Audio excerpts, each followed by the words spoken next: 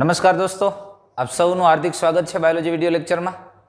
આજે આપણે ધોરણ 11ની અંદર ચેપ્ટર નંબર 21માં સંવેદી અંગોની અંદર કાન એની વાત કરીએ. જે બે મહત્વના અને વિકસિત સંવેદી અંગોમાં આંખ અને કાન, એમાં કાન વિશે આપણે જોઈએ. કાન દ્વારા બે પ્રકારના સંવેદી કાર્ય થાય, એક સાંભળવાનું અને બીજું શરીરનું સમતોલન જાળવવાનું. સાંભળવું અને શરીરનું સંતુલન જાળવવું, આ બે મહત્વના કાર્ય થાય છે, બે સંવેદી કાર્ય થાય છે. એટલે જનરલી આપણા મગજમાં એક જ હોય, કાન દ્વારા સાંભળવાની જ ક્રિયા થાય, પણ સાંભળવાની સાથે શરીરનું સંતુલન જાળવવું, શરીરનું સંતુલન જાળવવામાં કાનનો ખૂબ અગત્યનો ભાગ છે. આપણે કઈ સ્થિતિમાં ઊભા છીએ, ત્રાંસા છીએ, આડા છીએ, આપણું બોડીનું જે બેલેન્સ જાળવવું છે એ કાન દ્વારા કામ થાય છે, અંતઃકરણના ભાગો દ્વારા કાર્ય થાય. અંતસ્થ રચનાની દ્રષ્ટિએ કાનને મુખ્ય 3 ભાગોમાં આપણે વિભાજિત કરીએ તો વર્ગીકરણ વખતે ભણતા આવીએ છીએ. એમાં સૌથી આ જે ભાગ છે અહીંયાથી લઈ અને આટલો એ બાહ્યકર્ણ છે, ત્યાર પછીનો જે ભાગ છે એ મધ્યકર્ણ છે, અને ત્યાર પછીનો આ જે ભાગ છે એ અંતઃકર્ણ છે. એટલે કાનને મુખ્ય 3 ભાગમાં અંતસ્થ રચનાની દ્રષ્ટિએ વિભાજિત કરી શકાય, જેમાં બાહ્યકર્ણ, મધ્યકર્ણ અને અંતઃકર્ણ. આટલો ભાગ બાહ્યકર્ણનો છે, પછીનો મધ્યકર્ણ અને આટલો ભાગ અંતઃકર્ણ. બાહ્યકર્ણમાં કયા ભાગો આવેલા હોય? બાહ્યકર્ણમાં જો કર્ણ પલ્લવ અને કર્ણ નળી અથવા બાહ્ય કર્ણ નલિકા. મધ્યકર્ણ તો આપણે જોશું એમાં કયા કયા ભાગો હોય. અંતઃકર્ણમાં ક્યાં, દરેક ભાગને વધારે ડિટેલમાં જોતા જઈએ તો બાહ્યકર્ણની અંદર મુખ્ય 2 ભાગો છે, બાહ્ય કર્ણ પલ્લવ અને કર્ણ નલિકા. હવે સમજો, બાહ્ય કર્ણ પલ્લવ છે ને, એ બાહ્ય કર્ણ પલ્લવમાં પાછા 2 ભાગ પાડી શકાય, ટેક્સ્ટબુકમાં નથી આપ્યું.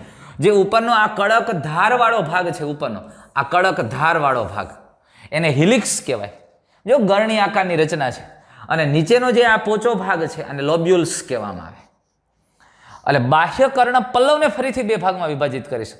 જો આખા કાનના 3 ભાગ પડ્યા, બાહ્યકર્ણ, મધ્યકર્ણ અને અંતઃકર્ણ. બાહ્યકર્ણમાં બાહ્યકર્ણ પલ્લવ, જે બહારની તરફ ગરણી આકારની રચના છે તે, અને પછી એ શાખાની નલિકામય રચના છે એ બાહ્યકર્ણ નલિકા. બાહ્યકર્ણ પલ્લવને ફરી 2 ભાગમાં વિભાજિત કરીશું. હિલિક્સ, કડક ધારવાળો ભાગ, જે આ બહારથી ધ્વનિ તરંગોને એકત્રિત કરવાનું કાર્ય કરે, અને નીચે થોડોક લટકતો સ્નાયુમય ભાગ છે જેને લોબ્યુલ્સ કહેવામાં આવે. એટલે આમ 2 ભાગ થાય બાહ્યકર્ણ પલ્લવના, અને કર્ણ નલિકા આમ એ શાખાની રચના ધરાવે છે. હવે કર્ણ પલ્લવ તો કે જે તરંગો કે જે અવાજ ઉત્પન્ન કરે છે તેને એકત્રિત કરે છે, એટલે ધ્વનિ તરંગોને એકત્રિત કરે છે કોણ? આ બાહ્યકર્ણ પલ્લવ. અને કર્ણ નલિકાનું કામ શું છે? તો કે આ ધ્વનિ તરંગો ને અંદર તરફ આગળ લઈ જાય છે. ક્યાં સુધી? તો કે કર્ણ નલિકા અંદરની તરફ આગળ વધી અને કર્ણ પટલ, ટિમ્પેનિક મેમ્બ્રેન અથવા તો જેને આપણે ઇયર ડ્રમ કહીએ છીએ, આ કર્ણ પટલ સુધી લંબાયેલી હોય કર્ણ નલિકા. એટલે હવાના એવા તરંગો કે જે અવાજ ઉત્પન્ન કરે, એટલે જેને આપણે ધ્વનિ તરંગો કહીએ છીએ, એ ધ્વનિ તરંગો કર્ણ નલિકા મારફતે ક્યાં સુધી પહોંચે છે? ઇયર ડ્રમ, એટલે કે કાનના પડદા સુધી, કર્ણ પટલ સુધી. એને ટિમ્પાનિક મેમ્બ્રેન તરીકે પણ ઓળખવામાં આવે છે, કર્ણ પટલ સુધી. હવે જુઓ, કર્ણ પલ્લવની ત્વચા છે એ ત્વચાની અંદર અને એને ગુહામાં અતિ સૂક્ષ્મ વાટ અને ખાસ કરીને મીણનો સ્ત્રાવ કરતી સ્નિગ્ધ ગ્રંથિઓ આવેલી. ખરેખર અહીંયા આ કર્ણ નલિકાનો ભાગ છે. કર્ણ નલિકાના ભાગમાં સૂક્ષ્મ રોમમય કોષો અને મીણયુક્ત ગ્રંથિઓ, જે મીણનો સ્ત્રાવ કરતી સ્નિગ્ધ ગ્રંથિઓ આવેલી હોય, અને આ સ્નિગ્ધ ગ્રંથિના સ્ત્રાવને કારણે કાનની અંદર જે હવા છે એમાં કોઈ ડસ્ટ પાર્ટિકલ કે એ છે એને રોકે છે, અને પ્રોટેક્શન અને રક્ષણ સાથે સંકળાયેલું, જેને આપણને ખબર કાનમાં મેલ થાય છે. તો બસ આ સ્નિગ્ધ ગ્રંથિનો સ્ત્રાવ અને એના પક્ષમો છે ચિકાસયુક્ત રહેવાથી કોઈ પણ આવા રજકણો કે અહીંયા એકત્રિત થાય છે, અને જે મેલ સ્વરૂપે જમા થાય છે, એકત્રિત થાય, અને એ સમયાંતરે એ રિમૂવ થાય છે, દૂર કરીએ છીએ, અથવા તો આપણે એને કાઢીએ છીએ બહાર. તો કર્ણ નલિકા છે, કર્ણ નલિકાના ઉપરના ભાગની અંદર આ પ્રકારના રોમમય અને સ્નિગ્ધ ગ્રંથિયુક્ત રચનાઓ હોય છે, અને જેથી કરીને આ ધૂળના કે ડસ્ટ પાર્ટિકલ કે એને ઇયર ડ્રમ સુધી પહોંચવા ન દે, અહીંયા જમા ન થાય, બીજું કોઈ ઇન્ફેક્શન પણ ન લાગે, બેક્ટેરિયા કે આ બધું એમાં રોકાઈ જાય, અને અહીંયા ચેપ પણ ન લાગે. અને જો ધૂળની જમાવટ થાય તો એમાં વાઇબ્રેશન ન થાય. એટલે એ બધી બાબતોને અટકાવવા માટે આ પ્રકારની રચના હોય છે. પણ કર્ણ પટલ, આ કર્ણ પટલની આપણે વાત કરીએ તો એ સંયોજક પેશીની બનેલી રચના છે. ધ્યાનથી સમજો, બહારની બાજુ એ ત્વચા દ્વારા આવરી છે, એટલે આ કર્ણ પટલ છે એ કર્ણ નળી તરફ, બાહ્ય કર્ણ નલિકા નો ભાગ છે એ તરફ, એટલે આ બાજુના ભાગમાં એ ત્વચામય આવરણ ધરાવે, અહીંયા ત્વચામય હોય છે, પણ મધ્યકર્ણના ભાગ તરફ અંદરની તરફ તમે જુઓ તો એ શ્લેષ્મ કલા શ્લેષ્મ પટલ દ્વારા આવરિત હોય. એટલે ઇયર ડ્રમ અથવા તો કાનનો પડદો એ બહારની તરફ ત્વચાથી આવરિત છે અને અંદરની તરફ શ્લેષ્મ કલાથી શ્લેષ્મ પટલથી આવરિત હોય છે અથવા શ્લેષ્મ પટલ દ્વારા ઘેરાયેલ હોય છે. સમજાણી વાત આટલી? એટલે બાહ્ય કર્ણની અંદર કર્ણ પલ્લવ અને બાહ્ય કર્ણ નલિકા. કર્ણ પલ્લવની અંદર આ કડક ધારવાળો ભાગ હિલિક્સ, નીચેનો ભાગ એ લોબ્યુલ્સ. હવે કર્ણ નલિકા છે, અંદર તરફ લંબાઈ ક્યાં સુધી નલિકા સ્વરૂપે આવે તો કર્ણપટલ સુધી. અને કર્ણ નલિકાના કોષો સૂક્ષ્મ રોમયુક્ત હોય અને એમાં સ્નિગ્ધ ગ્રંથિઓ આવેલો જે ચીકણા મીણ જેવો પીળાશ પડતા મીણયુક્ત દ્રવ્યનો સ્ત્રાવ કરે છે અને જે એ કર્ણ નલિકાની અંદર હવામાં ડસ્ટ પાર્ટિકલ્સ કે જે કાંઈ છે એને રોકે છે અને કર્ણપટલને એનાથી સુરક્ષિત રાખે છે. અને કર્ણપટલમાં શું વાત કરીએ આપણે? કર્ણપટલની બાહ્ય તરફનો ભાગ છે ત્વચાથી આવરિત, અંદર તરફ મધ્ય કર્ણ તરફ શ્લેષ્મ દ્વારા આવરિત હોય છે. એટલે આ ઇયર ડ્રમની વાત. પછી જુઓ આ મધ્ય કર્ણ અને મધ્ય કર્ણની અંદર 3 અસ્થિઓ છે, એની વાત આપણે કરીએ, આગળ જોઈએ. મધ્ય કર્ણમાં 3 અસ્થિઓ જોવા મળે છે. આ 3 અસ્થિઓ ક્યાં ક્યાં છે? એમાંથી સૌથી પહેલું છે એ હથોડી, પછી એરણ અને આ જે નાનું એવું દેખાય એ પેંગડું. એટલે 3 અસ્થિઓ છે, હથોડી, એરણ અને પેંગડું. મેલિસ, એરણ એટલે ઇન્કસ, પેંગડું એટલે સ્ટેપિસ. અને ઘણી વખત યાદ રાખવા માટે આવું કહી શકીએ, MIS મિસ. મેલિસ, ઇન્કસ અને સ્ટેપિસ, હથોડી, એરણ અને પેંગડું, જે સાંકળની જેમ એકબીજા સાથે જોડાયેલા છે. હથોડી છે એરણ સાથે જોડાયેલું, એરણ પેંગડું સાથે જોડાયેલું હોય છે. આ રીતે એકબીજા સાથે ગોઠવાયેલા છે હથોડી, એરણ અને પેંગડું. હથોડીનો એક ભાગ કર્ણપટલ સાથે જોડાયેલો, જો અહીંયાથી આ કર્ણપટલ સાથે જોડાયેલો હોય છે. અને પેંગડું અસ્થિ છે એ અંતઃકર્ણનો અહીંયા જે શંખિકાનો ભાગ છે એ શંખિકાના અંડાકાર ગવાક્ષ, જ્યાં અંડાકાર ગવાક્ષ હોય, બારી, ગવાક્ષ એટલે બારી, તો એ અંડાકાર ગવાક્ષ સાથે જોડાયેલો. તમે એક વસ્તુ સમજો, મધ્ય કર્ણની અંદર આ બાજુ છે એ ઇયર ડ્રમ એટલે કર્ણપટલ છે અને આ બાજુ અસ્થિમય રચના છે જ્યાંથી અંતઃકર્ણનો ભાગ આવેલો છે. તો મધ્ય કર્ણની અંદર 3 અસ્થિઓ છે, હથોડી, એરણ અને પેંગડું. હથોડી છે એ મધ્ય કર્ણના કર્ણપટલના ભાગ સાથે જોડાયેલું છે અને પેંગડું અસ્થિ છે એ અંતઃકર્ણની અંદર આવું જે પટલમય અંડાકાર ગવાક્ષ છે અંતઃકર્ણના ભાગમાં, એ અંડાકાર ગવાક્ષ સાથે પેંગડું જોડાયેલ હોય છે. અને કર્ણ, આ 3 અસ્થિઓનું કામ શું? તો આ અવાજના તરંગોને અંતઃકર્ણ સુધી પહોંચાડવાની સુવિધા છે, એની ક્ષમતામાં વધારો કરે. જો ધ્વનિ તરંગો અહીંયા આવે તો આ ધ્વનિ તરંગો આ ઇયર ડ્રમ એટલે કાનના પડદા સાથે અથડાય, એટલે કાનનો પડદો છે વાઇબ્રેટ થાય, આમ થાય, અને એ કાનનો પડદો વાઇબ્રેટ થાય એટલે આ 3 અસ્થિઓ વાઇબ્રેટ થાય, અને 3 અસ્થિઓ વાઇબ્રેટ થાય એટલે અહીંયા અંતઃકર્ણનો જે અસ્થિમય ભાગ હતો ને એટલા ભાગમાં અંડાકાર રચના છે, અહીંયા અસ્થિનો હોય, ત્યાં આવો પડદો આવેલો હોય, એટલે એ પડદા સાથે અસ્થિ જોડાયેલો એટલે એ વાઇબ્રેટ થાય. એટલે પડદાને આમ કરે તો એની અંદર એલું પ્રવાહી છે એમાં તરંગો સર્જાય અને પરિણામે સર શું બોલ્યા એ સંભળાય. એટલે અહીંયા સામાન્ય રીતે હથોડી, એરણ અને પેંગડું કયું કામ કરે છે, કઈ ક્રિયા સાથે સંકળાયેલ છે? અવાજના તરંગોની અંતઃકર્ણ સુધી પહોંચવાની ક્ષમતામાં વધારો કરે. અરે અહીંયા જે ધ્વનિ તરંગો છે એના કરતાં 20 ગણી ક્ષમતામાં વધારો કરે છે એવું માનવામાં આવે. શું કરવાને ખબર? કારણ કે કાનનો પડદો મોટો છે અને આ અંડાકાર ગવાક્ષ એના કરતાં 20 ગણું નાનું છે. એટલે અહીંયા થોડુંક વાઇબ્રેશન થાય ને તો એના કરતાં ખૂબ વધારે વાઇબ્રેશન અહીંયા થાય. હથોડી, એરણ અને પેંગડું આ 3 અસ્થિ અને તેના જોઈન્ટ એ પ્રકારની રચના ધરાવે કે આ ધ્વનિ તરંગોની ક્ષમતામાં વધારો કરે છે. સમજાય? લગભગ 20 ગણો એમાં વધારો કરી શકે એની ક્ષમતામાં આ 3 અસ્થિઓ દ્વારાની મદદથી. અને અંડાકાર ગવાક્ષમાં એ પ્રકારે વધારે તરંગો સર્જાય અને જેથી અંતઃકર્ણની અંદર સાંભળવાની ક્રિયાવિધિ થાય અને આપણને મગજ સુધી ખબર પડે, આપણે એનું અર્થઘટન કરીએ કે આવી વાત થઈ અથવા તો નથી થઈ. ત્યાર પછી એક વાત, આ મધ્યકર્ણનું જે પોલાણ છે, મધ્યકર્ણનું પોલાણમાંથી એક નલિકા જે કંઠનળી સુધી લંબાયેલી હોય અને જેને આપણે કર્ણકંઠનળી કહીએ છીએ, યુસ્ટેશિયન ટ્યુબ. હવે જો આ યુસ્ટેશિયન ટ્યુબ, આ મધ્યકર્ણનું જે પોલાણ છે, મધ્યકર્ણનું પોલાણ આમ લંબાય છે કંઠનળીના ભાગ સુધી, જેને કર્ણકંઠનળી આપણે કહીએ છીએ. તો હવે તમે સમજો, કંઠનળી અને મધ્યકર્ણની ગુહાને, આ પોલાણને જોડતી રચના, આ કેનાલ આવેલી છે, આ કેનાલને આપણે કર્ણકંઠનળી કહીએ છીએ અથવા તો કર્ણકંઠનળી કેનાલ કહેવામાં આવે છે. હવે એ કેવી રીતે લંબાય અને શું ઉપયોગી છે એ તમે સમજો. એક વસ્તુ કે અહીંયાથી હવા દાખલ થાય એટલે કાનના પડદા ઉપર આમ દબાણ થાય. હવે જો અહીંયા વેક્યુમ હોય તો આનું દબાણ થાય ને કર્ણપટલ આમ ખેંચાયેલો રહે, ટાઈટ રહે, અને પરિણામે એમાં વાઇબ્રેશન ન થાય. એટલે બંને બાજુ હવાનું દબાણ સરખું રહે એટલા માટે મુખ ગુહાની કંઠનળીમાંથી અહીંયા લંબાયેલી કેનાલ હોય, જેને આપણે કર્ણકંઠનળી કહીએ છીએ. હવે કર્ણકંઠનળી ટ્યુબ અથવા કર્ણકંઠનળી કેનાલ અથવા કર્ણકંઠનળી ગુહા આપણે એને કહીએ છીએ. અને એ મુખ ગુહામાં આપણે બીજી રીતે જોજો, અહીંયા સુધી લંબાયેલી હોય. આ કંઠનળીનો ભાગ છે ત્યાંથી લઈ અને અહીંયા સુધી હોય, જેથી કરીને બંને બાજુ હવાનું દબાણ સરખું રહે. એટલે હવાના દબાણનું સંતુલિત કરવા માટે આ કર્ણકંઠનળી કેનાલ આવે. અને એટલે તમે જુઓ, ઘણી વખત આપણે મોઢું બંધ રાખી અને નાકમાં શ્વાસ લઈને ફેફસામાંથી હવાને ધક્કો મારીએ એટલે કાનના પડદા ઉપર દબાણ આવે, આમ અંદર કંઈક એમ થાય કે આમ ડેગું. તો એ એટલે થાય છે કે અહીંથી તમે આમ દબાણ પેદા કરો તો પણ આના ઉપર ધક્કો લાગે. એટલે અહીંયા ખાસ કરીને આ કર્ણકંઠનળી કેનાલ અથવા કર્ણકંઠનળી પોલાણ શેના માટે છે? તો કર્ણપટલ ઉપર બંને બાજુના દબાણને સંતુલિત કરવામાં તે મદદરૂપ થાય, ઉપયોગી થાય છે એવી કર્ણકંઠનળી આવેલી હોય. કર્ણકંઠનળી પોલાણ આવેલું હોય, કર્ણકંઠનળી નલિકા આવેલી હોય. અને જે મધ્ય કર્ણનું પોલાણ કંઠનળીના ભાગ સુધી લંબાયેલું છે. સમજમાં આવ્યું? આ પ્રકારની રચના છે. હવે અંતઃકર્ણની વાત કરીએ. પેલા બાહ્યકર્ણ, મધ્યકર્ણ અને પછી અંતઃકર્ણ. અંતઃકર્ણ જે પ્રવાહીથી ભરેલું છે તેને કુહર કહેવામાં આવે છે. જો આખું પ્રવાહીથી ભરેલું કુહર, તે બે ભાગ ધરાવે છે, એક અસ્થિ કુહર અને કલા કુહર. એકમાં આવી રીતે છે, અસ્થિ હાડકાનો બનેલો ભાગ. હવે આ હાડકાનો જે ભાગ છે એની અંદર પટલમય રચના આવેલી છે. હવે એની અંદર પટલમય રચના છે.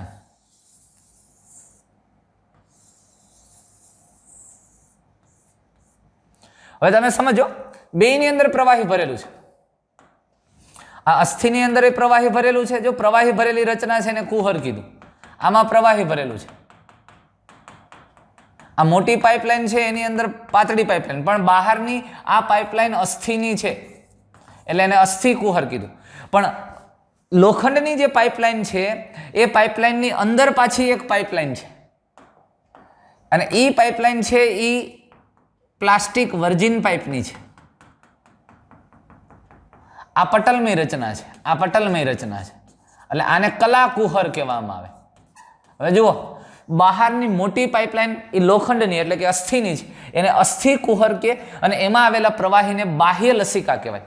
પણ એની અંદર પણ પાછી એક નલિકામય રચના છે અને એ પટલમય રચનાથી બનેલું છે, અને એની અંદર પ્રવાહી છે એને અંતઃલસિકા કહેવાય. એટલે આ રેડ કલરનો ભાગ એ અંતઃલસિકા છે અને બહારની તરફ એ બાહ્ય લસિકા છે.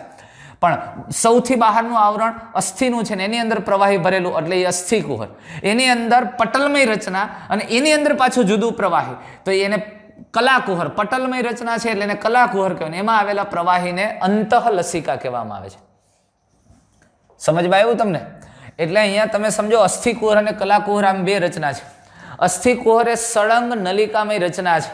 આ આખે આખું આ જે તમને બહારની તરફની આ બોર્ડર દેખાય એ અસ્થિ કુહર છે. આ અસ્થિ કુહર છે. આવી આમ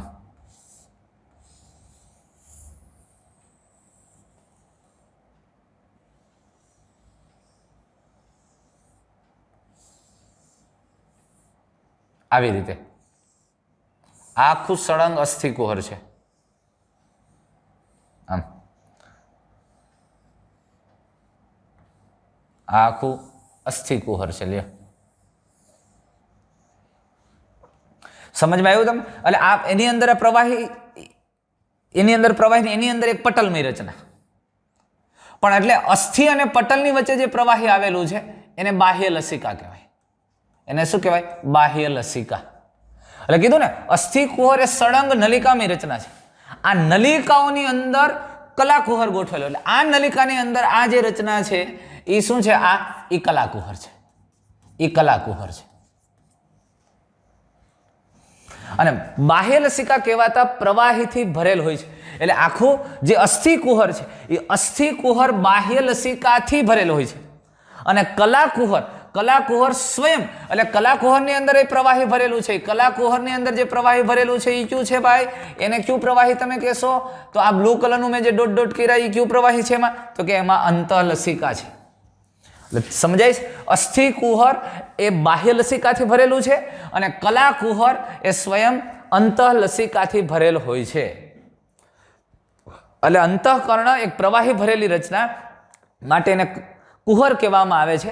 બે ભાગ છે, અસ્થિ કુહર અને કલા કુહર. અસ્થિ કુહર એ આખી સળંગ નલિકામય રચના છે અને આ નલિકાની અંદર કલા કુહર આવેલું હોય એટલે એ પટલમય રચના છે બીજી. સમજાય છે આ વસ્તુ? અને તે પોતે બાહ્ય લસિકા કહેવાતા પ્રવાહીથી ભરેલું એટલે અસ્થિ કુહરમાં બાહ્ય લસિકા આવેલી છે અને કલા કુહર સ્વયં અંતલસિકા જેવા પ્રવાહીથી ભરેલું હોય છે. ક્લિયર થાય છે વસ્તુ? આ પ્રકારે આખી રચના છે. આ પણ તમે જુઓ, આ કલા કુહર વાળો ભાગ છે અંદરની તરફ અને બહાર અસ્થિમય ભાગ છે અને અંદર કલા કુહર વાળો ભાગ છે અને એમાં પ્રવાહી છે એ અંતલસિકા છે અને બહાર પ્રવાહી છે એ બાહ્ય લસિકા છે. હવે જો કલા કુહરનો જે ગૂંચળામય ભાગ છે એ ગૂંચળામય ભાગને શંખિકા તરીકે ઓળખવામાં આવે છે. શંખિકા. હવે એક હું વાત તમને કહી દઉં કે અહીંયા અંતઃકરણની અંદર મુખ્યત્વે આમ બે ભાગ પડ્યા, અસ્થિ કુહર અને કલા કુહર. હવે જુઓ, આ જે ગૂંચળામય ભાગ છે એ શંખિકા છે.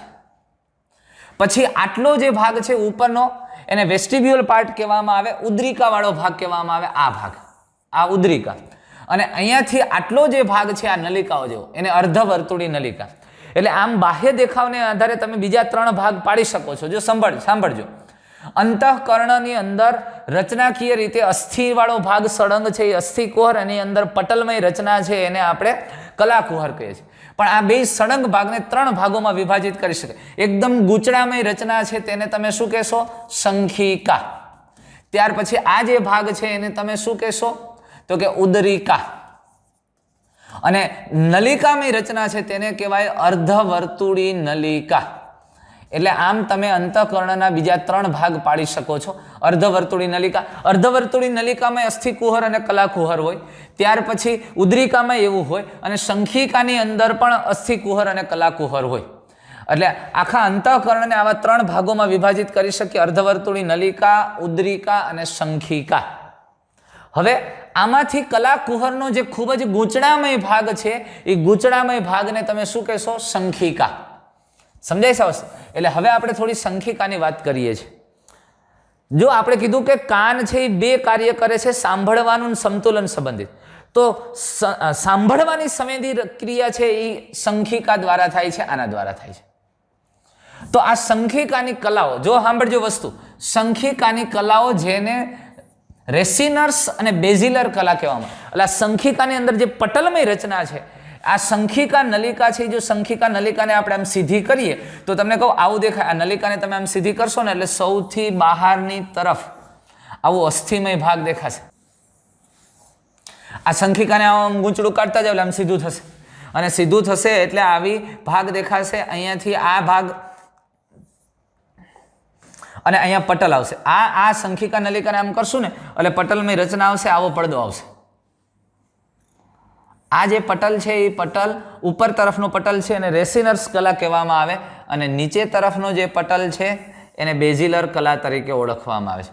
એટલે આ કલા કુહર છે અને બ્લુ કલરનો ભાગ છે એ અસ્થિ કુહર છે.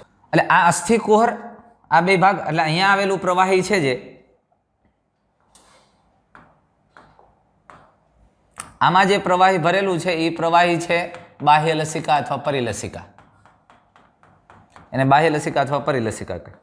અને આ જે ભાગ છે એ કલા કુહરનો ભાગ થયો, એની અંદર પ્રવાહી છે એ અંતઃલસિકા છે. એટલે જો શંખિકાની કલાઓ જે રિસેનર્સ કલા, એટલે આ આખું અસ્થિની સળંગ નલિકા હતી, એમાં બે પડદા છે, એક આમ ને એક આમ. ઉપલો પડદો છે તેને રિસેનર્સ કલા કહેવાય અથવા રેસિનર્સ કલા કહેવાય. નીચેનો પડદો છે એને બેઝિલર કલા કહેવાય.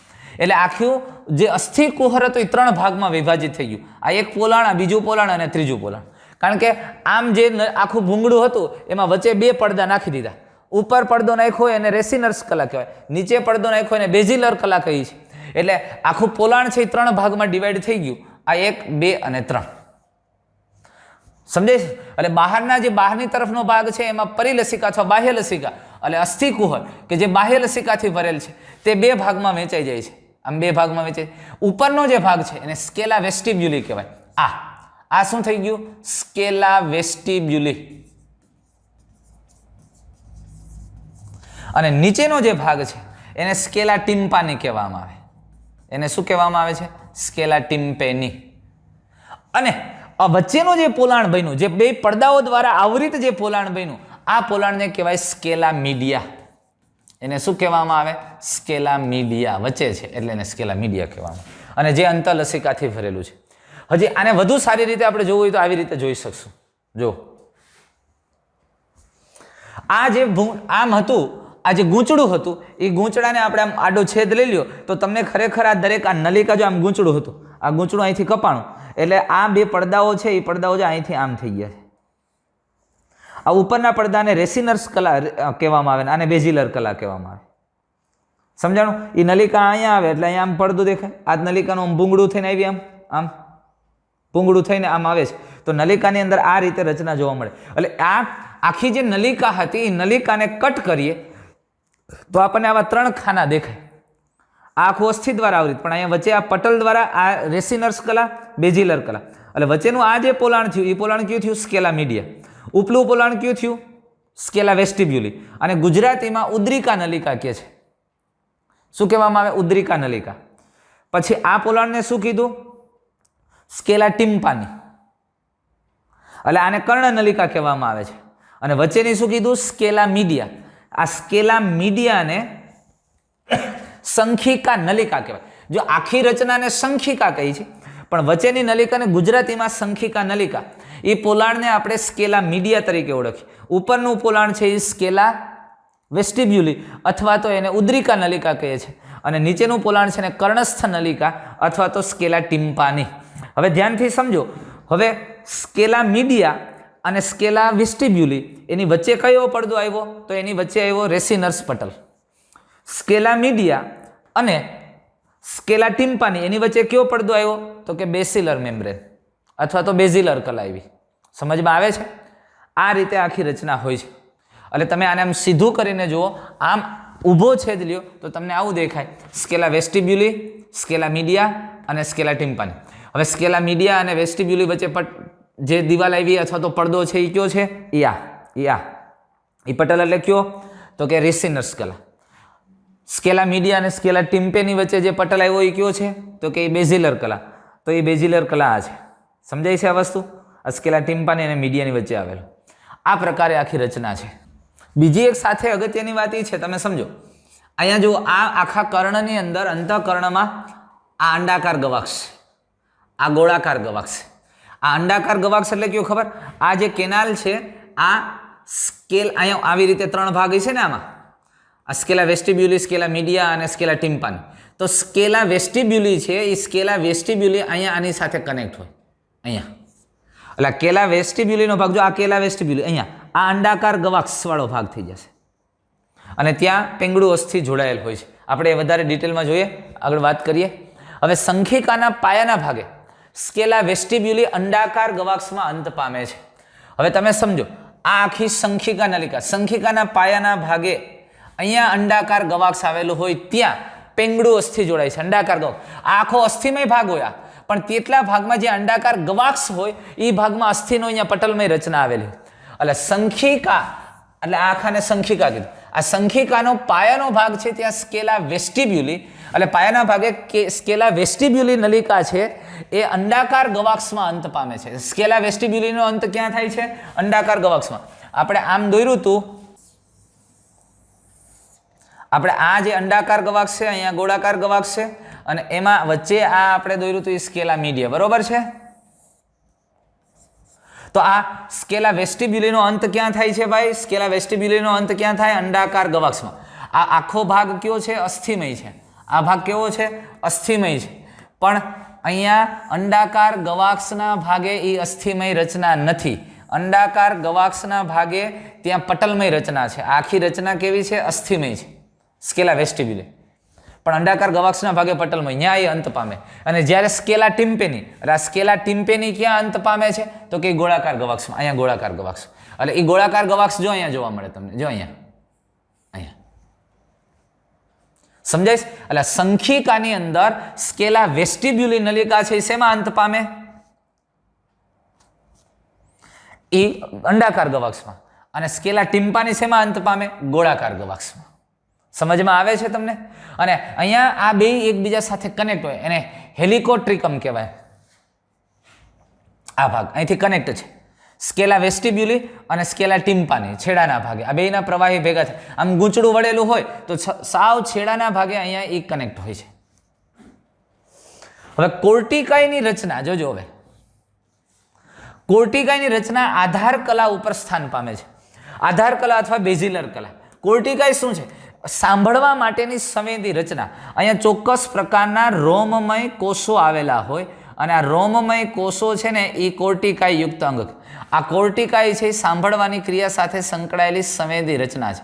તો આ કોર્ટિકાઈ રચના ક્યાં આવેલી છે ભાઈ? તો કે કોર્ટિકાઈની રચના સામાન્ય રીતે તમે સમજી લ્યો, કોર્ટિકાઈ એ આધાર કલા ઉપર એટલે કે બેઝિલર કલા ઉપર આવેલા હોય છે, એના ઉપર સ્થાન પામેલ છે, આધાર કલા ઉપર સ્થાન પામેલ. હવે કોર્ટિકાઈ શું ધરાવે છે? જે રોમ કોષો ધરાવે, રોમમય સંવેદી કોષો ધરાવે છે, જે શ્રવણગ્રાહી તરીકે ઓળખાય છે. એટલે આ કોર્ટિકાઈ ઓર્ગન છે અને કોર્ટિકાઈ ઓર્ગનની અંદર રોમમય સંવેદી કોષો આવેલા અને આ રોમમય સંવેદી કોષો એ શ્રવણગ્રાહી રચનાઓ છે અને એની ડિટેલમાં આપણે વાત કરીએ. એટલે તમે સમજી લો, સાંભળવાની ક્રિયાવિધિ અંતઃકરણની સંખિકામાં થાય.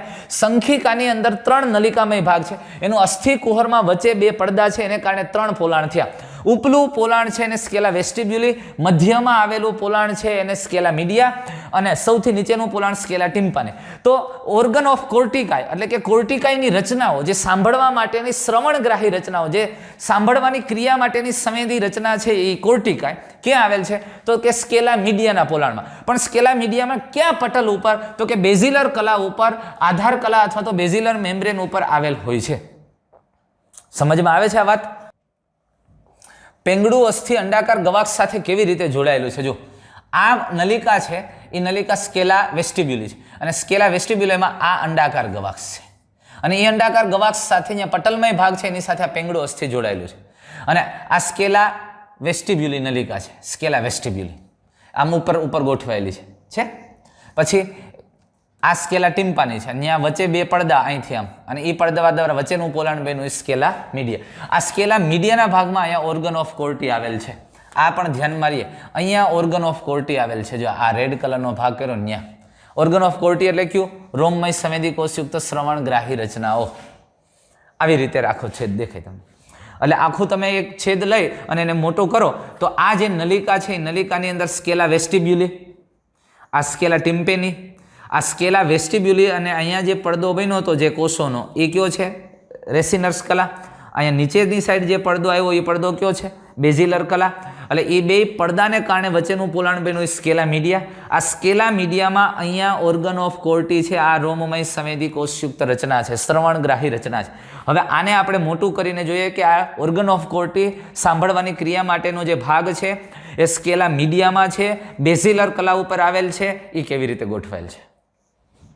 આ રોમમય કોષ, આ ઓર્ગન ઓફ કોર્ટી છે, ઓલું મોટું કર્યું છે આપણે અને એની અંદર આવી રીતે હરોળમાં ગોઠવાયેલા હોય છે. જુઓ, અંદરની તરફ હરોળમાં ગોઠવાયેલા છે. રોમકોષોના પાયાના છેડાઓ, આ રોમકોષના પાયાના છેડાઓ કોની સાથે જોડાયેલા હોય? તો આપણને ખબર જ છે કે એ ચેતાતંતુ સાથે, અંતર્વાહી ચેતાતંતુ સાથે જોડાયેલા હોય. એટલે અહીંથી સંવેદનાને અંદર તરફ લઈ જાય છે એની સાથે. એટલે અંતર્વાહી ચેતાતંતુ સાથે આ કોષો જોડાય. સંવેદી કોષો છે, રોમમય સંવેદી કોષોના પાયાના છેડાઓ છે એ અંતર્વાહી ચેતાતંતુના નજીકમાં આના સંપર્કમાં હોય છે અને રોમકોષના ટોચના ભાગે તમે જુઓ તો પ્રવર્ધયુક્ત રચના હોય છે અને એ આવા પ્રવર્ધોને સ્ટીરિયોસિલિયા તરીકે ઓળખવામાં આવે. આમાં મોટા ભાગના પ્રવર્ધો પોતે અચલિત હોય પણ કેટલાક વચ્ચે એમાં કિનોસિલિયા પણ હોય છે, એટલે કે ચલિત અને અચલિત બંને પ્રકારના પ્રવર્ધમય રચના અથવા તો સૂક્ષ્માંકુરો, રસાંકુરો આવેલા પણ રોમમય રચનાઓ છે અને એને ત્રિપરિમાણીય ગુજરાતી કર્યું છે. પણ સ્ટીરિયોસિલિયા એટલે સામાન્ય રીતે અચલિત પક્ષમો ત્યાં આવેલા હોય અને રોમ કોષોની હરોળની ઉપર પાતળી સ્થિતિસ્થાપક કલા હોય. જોજો, આ રોમમય સંવેદી કોષો છે, એની ઉપર આ પાતળી સ્થિતિસ્થાપક કલા, પટલમય રચના, આ પટલમય રચનાને ટેક્ટોરિયલ કલા કહેવામાં આવે, ટેક્ટોરિયલ મેમ્બ્રેન કહેવામાં. આ ટેક્ટોરિયલ મેમ્બ્રેન આગળ અહીંયા રિસેનર કલા સાથે જોડાયેલ હોય. આ ભાગ છે એ બેઝિલર કલાનો ભાગ છે, તમે સમજી લો. આ ભાગ છે એ બેસિલર કલાનો ભાગ છે, આધાર કલાનો ભાગ છે. ઉપર રેસિનર્સ કલા હોય તો ટેક્ટોરિયલ મેમ્બ્રેન છે અહીંથી રેસિનર્સ કલા સાથે જોડાયેલ હોય અને ઓર્ગન ઓફ કોર્ટીના રોમમય સંવેદી કોષો છે એ બેઝિલર કલા પર આવેલા હોય છે. પણ આ પટલ કેવું કીધું છે? સ્થિતિસ્થાપક હોય છે. કેવું હોય છે? સ્થિતિસ્થાપક. સાંભળવાની ક્રિયાવિધિ કેવી રીતે થાય છે? જોજો, આ ટેક્ટોરિયલ મેમ્બ્રેન આ રોમમય સંવેદી કોષો સાથે ઘસાય છે, જે ધ્વનિ તરંગોને કારણે ઓલા પ્રવાહીમાં તરંગો સર્જા છે, અને પ્રવાહીના તરંગોને કારણે આ બેસિલર કલા ઉપર નીચે થશે, અને બેસિલર કલા ઉપર નીચે થશે એ ટેક્ટોરિયલ મેમ્બ્રેન સાથે ઘસા છે, અને એટલે આ રોમમય સંવેદી કોષો ટેક્ટોરિયલ મેમ્બ્રેનના સંપર્કમાં હોવાથી એક ચોક્કસ ઉર્મિવેગ પેદા થશે, અને એ ઉર્મિવેગ આ ચેતાતંતુ મારફતે અને કર્ણચેતા મારફતે મગજ સુધી જશે, અને આપણને ખબર પડશે કે હા, અત્યારે કાનની રચના આપણે ભણી રહ્યા છીએ, કારણ કે સાંભળશું એ સમજશું. આ વસ્તુ છે. એટલે આ ઓર્ગન ઓફ કોર્ટીની આપણે વાત કરી, પણ સાંભળવાની ક્રિયાવિધિ હજુ પછી ભણવાના છે, અત્યારે વાત નથી કરતા. હવે એક અગત્યની વાત આપણે પાછી સમતુલન સંબંધિત કરીએ. જો અંતઃકરણની અંદર એક બીજું જટિલ તંત્ર ધરાવે છે, જેને વેસ્ટિબ્યુલર અંગ કહેવામાં આવે. આ વેસ્ટિબ્યુલર એપેરેટસ છે, જે સંખિકાના ઉપરના સ્થાને આવેલ હોય છે, અને વેસ્ટિબ્યુલર અંગ પણ 3 અર્ધવર્તુળી નલિકા ધરાવે છે. એક અર્ધવર્તુળી નલિકા, બીજી અર્ધવર્તુળી નલિકા અને ત્રીજી અર્ધવર્તુળી નલિકા.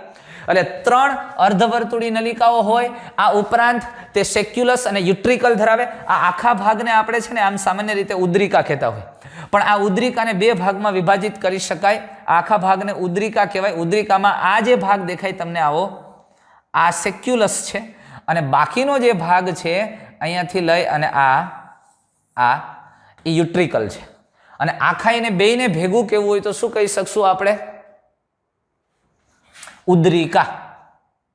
એમાં આ સેક્યુલસ અને આ યુટ્રિકલ, અને વળી અહીંયા જોડતું પણ એક આવી રચના આવેલી હોય, એન્ડોલિમ્ફેટિક ડક્ટ, અંતલસિકા કોથળી આવેલી હોય, આ બેયને જોડતી હોય એવી. એટલે એક વસ્તુ ધ્યાનમાં રહીએ કે આ જે વેસ્ટિબ્યુલર અંગ કીધું છે એની અંદર 3 અર્ધવર્તુળી નલિકા, જો આપણે કીધું સેક્યુલી અને યુટ્રિકલને સમાવતી ઉદ્રિકા આવેલી હોય. જોયું? એટલે આ આખાને શું કહેશો તમે? ઉદ્રિકા. આમાંથી આ કયો ભાગ? સેક્યુલી. આ કયો ભાગ? યુટ્રિકલ.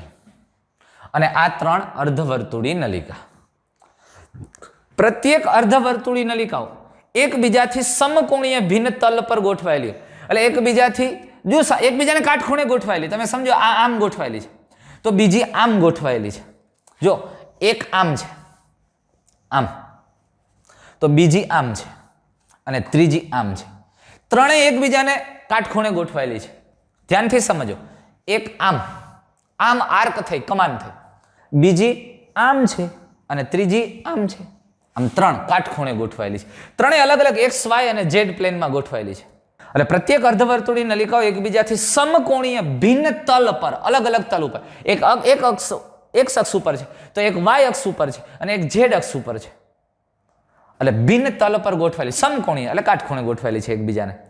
અને પટલીય નલિકાઓ અસ્થિ નલિકાઓના બાહ્ય લસિકામાં ડૂબેલી છે. એટલે આ પટલીય નલિકાઓ, એટલે આને તમે શું કહેશો? કલાકુહર. એ અસ્થિ નલિકાઓની અંદર ડૂબેલી છે. એટલે અસ્થિ આ જે ભાગ છે એ અસ્થિ કુહર વાળો ભાગ છે, એમાં પ્રવાહી ભરેલું છે, એ પરિલસિકા. એ પરિલસિકા અથવા બાહ્ય લસિકાની અંદર આ પટલમય નલિકાઓ એની અંદર ડૂબેલી છે, એમાં ખૂપેલી છે. સમજમાં આવે છે? તો આ અર્ધવર્તુળી નલિકાની વાત થઈ. અને આ આખો ભાગ છે, આ વેસ્ટિબ્યુલર અંગ છે, એ શરીરના સમતોલન સંબંધિત સંવેદી કાર્ય સાથે સંકળાયેલ છે. હવે જો આ નલિકાનો પાયાનો ભાગ છે, એ નલિકાના પાયાના ભાગને તુંબિકા કહેવામાં આવે. આ નલિકા છે, એ નલિકાનો પાયાનો ભાગ, એને આપણે તુંબિકા તરીકે ઓળખીએ. જો આ ફૂલેલો ભાગ છે ને, એ તુંબિકા છે. પછી આમાં આ નલિકાનો આ ભાગ તુંબિકા છે, અહીંયા આ ભાગ તુંબિકા છે. તો દરેક નલિકાનો પાયાનો ભાગ છે એને તુંબિકા અથવા તો એમ્પુલા કહેવામાં આવે છે, જે વિસ્તરેલ ટોચ ધરાવે. એટલે આના તમે જુઓ તો એની અંદર એક રોમમય સંવેદી કોષયુક્ત સમૂહ આવેલો હોય, જેને ક્રિસ્ટા કહેવામાં આવે છે, અને જે રોમકોષો ધરાવે છે. જો એની અંદર આ ભાગને ક્રિસ્ટા કહેવાય. અને ક્રિસ્ટાની અંદર રોમમય સંવેદી કોષોનો એક આખો આવો સમૂહ આવેલો હોય, જે જોડાયેલો હોય, જેને ક્યુપ્યુલા પણ કહેવામાં આવે. ક્યુપ્યુલા.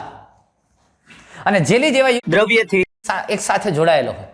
અને આની અંદર જે લસિકા ભરેલું અંતરલસિકા છે, એ અંતરલસિકાના પ્રવાહીના મુવમેન્ટને આધારે આ રોમમય સંવેદી, એટલે આ ક્રિસ્ટાના કોષો છે, એ ક્રિસ્ટાના રોમમય સંવેદી કોષો એના રોમ ઉપર આમ અથવા આમ દબાણ ઉત્પન્ન થાય, અને એ આમથી આમ ખસે છે. એને કારણે એ સંવેદી કોષોમાં ઉર્મિવેગ પેદા થાય, અને એ ઉર્મિવેગ આ ચેતા મારફતે મગજ સુધી જાય, અને ખબર પડે કે આ વ્યક્તિ આટલો ત્રાસો થયો, આડો થયો, આમ થયો, તેમ થયો. શરીરના સમતુલન સંબંધિત કાર્ય સાથે જે ગતિમય રચનાઓ છે, અને ગતિમય સમતુલન સાથે આ ભાગ સંકળાયેલ છે અર્ધવર્તુળી નલિકાના ટુંબિકા. આમાં પ્રવાહી ભરેલું છે, તમે સમજો. આ પ્રવાહી ભરેલું છે, પ્રવાહીનું હલન ચલન થાય ને એને આધારે આપણા બોડીનું સંતુલનની ખબર પડે છે. ત્રાસો થયો સરખો છે. આપણે કોઈ પણ માનો કે આમ થઈએ છીએ, ત્રાસા થઈએ છીએ, એટલે આપણા મગજને આપણને કેમ ખબર પડે કે આપણે ત્રાસા થયા? એ કે સાહેબ થાય તો ખબર પડે ને. પણ આ અંતઃકરણનું પ્રવાહી છે આ તરફ ઢળે છે, એટલે આ જે ઇમ્પુલા છે એ ઇમ્પુલામાં એક તરફ દબાણ વધશે અને એ પ્રવાહી એક બાજુ જશે, એનું દબાણ એક તરફ આવશે, એટલે આ જે ક્રિસ્ટાના કોષો છે એનું જે ક્યુપ્યુલા વાળો ભાગ છે એક બાજુ મૂવ થશે અને એને કારણે એના રોમમય સંવેદી કોષો એ ઉત્તેજનાને મગજ સુધી પહોંચાડશે અને એટલે મગજને ખબર પડશે કે આ બાજુ ત્રાસો થયો, હરખો થાય છે, નકર હમણાં હેઠો જશે. સમજાય છે વસ્તુ? અને એટલે તરત જ અનુમસ્તિષ્ક છે એ સંવેદનાને સમજીને એને આધારે સ્નાયુને કામે લગાડે. તમે જોજો ઘણી વખત આપણે આમ થઈ જતો હોય, એક ગયા પણ પડતા નથી, હે ને? તો એ બેલેન્સ કરે છે આપણા મગજનો ભાગ, અનુમસ્તિષ્ક વાળો ભાગ. પણ એ આ સમતોલન સંબંધ. ઘણી વખત જો આપણે આમ ચકરડી ફરીએ છીએ અને ચકરડી ફર્યા પછી ઘણી વખત બધું ફરે છે, ખરેખર ફરતું હોય? અરે એ નથી ફરતું, આ પ્રવાહી સતત ફરે છે અને એટલે બેલેન્સ નથી રહેતું. સમજાય છે આ વસ્તુ? તો આવી રીતે અંતઃકરણની અંદર અર્ધવર્તુળી નલિકાનો ભાગ જે તુંબિકા છે એ એમ્પુલાની અંદર એક સંવેદીયુક્ત ભાગ આવેલો છે, વિસ્તરેલ ટોચવાળો ભાગ છે જે ક્રિસ્ટા કહેવાય છે અને આ ક્રિસ્ટામાં રોમમય સંવેદી કોષો છે અને આ રોમમય સંવેદી કોષો દ્વારા એક સંયુક્ત રચના બને તેને ક્યુપ્યુલા કહેવામાં આવે છે.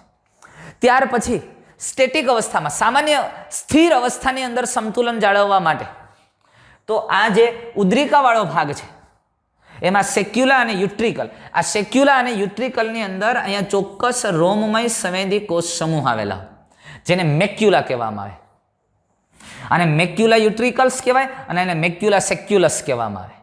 ત્યાં પણ રોમમય સંવેદી કોષયુક્ત રચના આવેલી હોય અને તેના ઉપર કેટલાક કર્ણાશ્મો, કાનમાંના અસ્થિ એ શરીરના સમતોલન સંબંધિત, ખાસ કરીને જો શરીરનું સમતોલન પોસ્ચર જાળવવા માટેના વિશિષ્ટ ગ્રાહી કેન્દ્રો અહીંયા આવેલા છે અને જે મેક્યુલા તરીકે ઓળખાય છે. અને એમાં કેવી રચના હોય તો જો આ કેલ્શિયમ કાર્બોનેટના બનેલા કાંકરા કાનમાંના પથ્થર તરીકે પણ આ ઓળખાય છે, કર્ણાશ્મો તરીકે પણ ઓળખવામાં આવે, ઓટોલિથ્સ કહેવામાં આવે છે. આ રોમમય સંવેદી કોષો છે અને અહીંયા એવી કેલ્શિયમ કાર્બોનેટ યુક્ત રચનાનો આખો મેમ્બ્રેન અથવા ભાગ આવેલો હોય. આપણે જ્યારે શીર્ષને આગળ પાછળ કરીએ છીએ અથવા તો શરીર સ્થિર અવસ્થામાં બેલેન્સ જાળવવા માટે આ સ્થિતિમાં હોય, પણ આમ નમાવીએ છીએ શીર્ષને આગળ પાછળ ત્યારે આ ભાગ આમ ખસે એટલે આ રોમમય કોષો આ તરફ ઢળે છે અને એટલે એ પ્રકારની સંવેદના જાય એટલે એને ખબર પડે કે શીર્ષ નીચે ગયું અથવા ઉપર તરફ ગયું. તો આ અને વર્તુળી ગતિ આમ અથવા આમ ગતિ માટે આ ઇમ્પુલા જવાબદાર છે, પણ સ્થાયી સ્ટેટિક્સ અવસ્થા માટે આ યુટ્રિકલ અને સેક્યુલાની અંદર આવેલા રોમમય સંવેદી કોષો અને એ રોમમય સંવેદી કોષોની ઉપર અહીંયા કાનમાંના પથ્થર કર્ણાશ્મો આવેલા હોય, કેલ્શિયમ કાર્બોનેટ યુક્ત રચના જેને ઓટોલિથ્સ તરીકે પણ ઓળખાય છે. આ કેવું હોય? આઓના જેવું છે. તમે એક બોટલમાં કાંકરા ભરો અને પછી આમ સીધી રાખો તો કાંકરા ક્યાં હોય? તળિયે હોય. પછી બોટલને આડી કરો તો એની પાર્શ્વીય દિવાલની સપાટી ઉપર આવે. બોટલને ઊંધી કરો તો કાંકરા ક્યાં? ઢાંકણામાં આવે ને. તો એવી સ્થિતિ અહીંયા થાય. આને રોમમય સંવેદી કોષો છે, પોઝિશનમાં છે.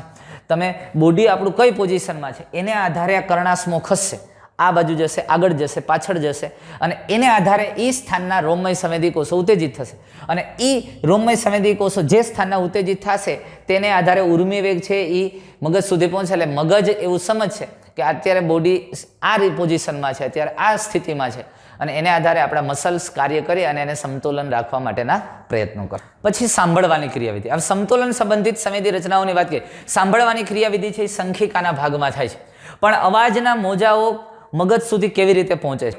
ધ્વનિ તરંગો એ તો હવાના તરંગો છે અને હવાના તરંગોને આપણે ચેતા ઉર્મિ વેગમાં કેવી રીતે કન્વર્ટ કરે છે કાન, આ સંવેદી અંગ, એની વાત આપણે કરવી છે.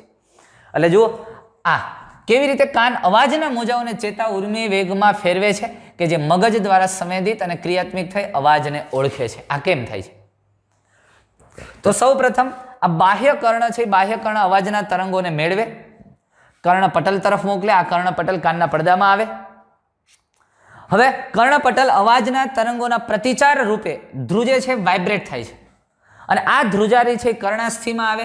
કર્ણાસ્થિમાં સૌથી પહેલા હથોડી વાઇબ્રેટ થાય, એ એરણને વાઇબ્રેટ કરે, એરણ એનાથી વધારે વાઇબ્રેટ થાય, એરણ વાઇબ્રેટ થાય એના કરતાં વધારે પેંગડું, એટલે હથોડી, એરણ અને પેંગડું આ ધ્રુજે છે, એ વાઇબ્રેટ થાય છે અને એના દ્વારા વહન પામી અને અંતઃકર્ણના અંડાકાર ગવાક્ષ સુધી પહોંચે છે. અંતઃકર્ણના અંડાકાર ગવાક્ષમાં આ વાઇબ્રેશન પહોંચે છે, ધ્રુજારી પહોંચે છે. ધ્વનિ તરંગો આવે છે અહીંયા. આ ધ્વનિ તરંગોને કારણે કર્ણપટલ વાઇબ્રેટ થાય છે. કર્ણપટલ વાઇબ્રેટ થવાથી હથોડી, એરણ અને પેંગડું વાઇબ્રેટ થાય અને એની ક્ષમતામાં વધારો થાય, લગભગ 20 ગણો વધારો થાય, કારણ કે કર્ણપટલ કરતાં અંડાકાર ગવાક્ષ 20 ગણું નાનું હોય. એના ઉપરાંત આના જોઈન્ટ એ પ્રકારના છે કે અસ્થિના વાઇબ્રેશનમાં વધારો થાય. અને હવે અંતઃકર્ણના અંડાકાર ગવાક્ષ સુધી આ વાઇબ્રેશન, આ ધ્રુજારી પહોંચે ધ્વનિ તરંગ, કે ત્યાંથી અંડાકાર ગવાક્ષ દ્વારા ધ્રુજારી શંખિકાના, તમે સમજો આ બાહ્ય કર્ણવાળો ભાગ હતો.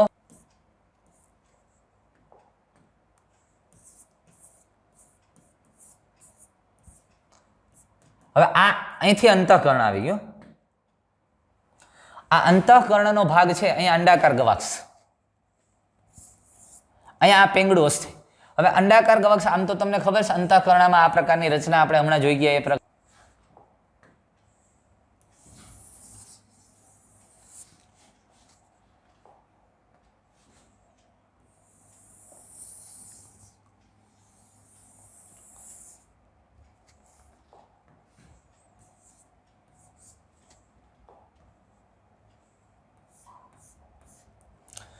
હવે અંતઃકર્ણની રચના, આ અંડાકાર ગવાક્ષ છે.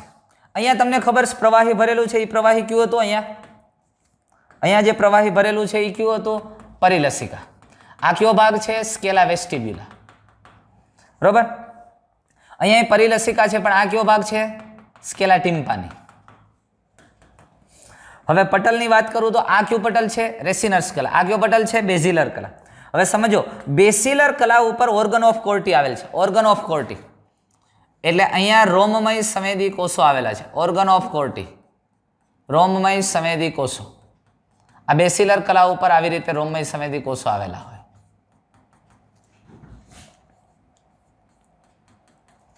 હવે તમે સમજો, એની સાથે ટેક્ટોરિયલ મેમ્બ્રેન. ટેક્ટોરિયલ મેમ્બ્રેન રેસિનર્સ કલાથી આની સાથે આમ જોડાયેલો આવી રીતે. આ ટેક્ટોરિયલ મેમ્બ્રેન, ઓર્ગન ઓફ કોર્ટી વચ્ચે વચ્ચે આવેલા અને એની સાથે દરેક સાથે ટેક્ટોરિયલ મેમ્બ્રેન જોડે. હવે જોજો, ધ્વનિ તરંગો જ્યારે અહીંથી આવે છે, સમજો વાતને, ધ્વનિ તરંગો અહીંથી આવે છે એટલે આ કર્ણપટલ ધ્રુજ છે, વાઇબ્રેટ થશે. કર્ણપટલ ધ્રુજે એટલે હથોડીને વાઇબ્રેટ કરે, હથોડી એરણને, એરણ પેંગડું, એટલે આ પેંગડું ધ્રુજે. પેંગડું ધ્રુજે એટલે અંડાકાર ગવાક્ષમાં અહીંયા જે પ્રવાહી ભરેલું છે એ પ્રવાહીમાં તરંગો સર્જાશે. આ તરંગો છે આ દિશામાં આગળ વધશે, આ તરંગો આ દિશામાં આગળ વધશે. આ તરંગો જ્યારે અહીંયા આવશે, આ તરંગોથી રેસિનર્સ કલા થોડું નીચે આવશે અને આ જ્યારે પ્રવાહીની અંદર આ તરંગો અહીંયા આવે ત્યારે બેસિલર કલા છે એ ઉપર નીચે થાય. આ બેસિલર કલા ઉપર નીચે થાય એટલે આ ટેક્ટોરિયલ મેમ્બ્રેન, ઓર્ગન ઓફ કોર્ટીના રોમમય સંવેદી કોષો છે, એ સંવેદી કોષો સાથે આમ હલનચલન થાય અને એ સંવેદી કોષો સાથે હલનચલન થવાથી એમાંથી ઉર્મિવેગ પેદા થાય છે. એ ઉર્મિવેગ કર્ણચેતા મારફતે મગજમાં જાય અને મગજની અંદર એનું અર્થઘટન થઈને આપણને ખબર પડે કે આ વાત થાય છે. સમજાય છે આ વસ્તુ?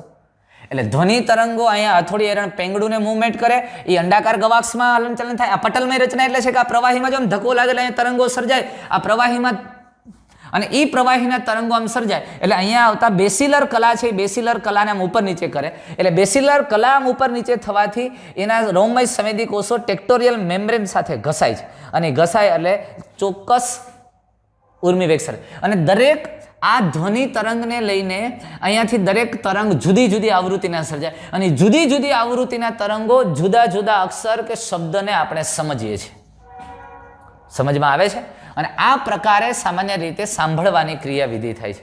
એટલે આમ આધાર કલાનું હલનચલન રોમ કોષોને જોડે છે. જો આ બેઝિલર કલાનું હલનચલન રોમ કોષોને જોડે, જે ટેક્ટોરિયલ કલા ઉપર દબાણ લઈ આવે, ટેક્ટોરિયલ કલા સાથે ઘસાય અને પરિણામ સ્વરૂપે સંકળાયેલા અંતર્વાહી ચેતાઓમાં ચેતા ઉર્મિવેગ ઉત્પન્ન થાય અને મગજ સુધી પહોંચે કર્ણ ચેતા મારફતે અને એનું અર્થઘટન થાય. ક્લિયર થયું? સમજમાં આવી કાંઈ વાત? અને આમ સંભળાય છે.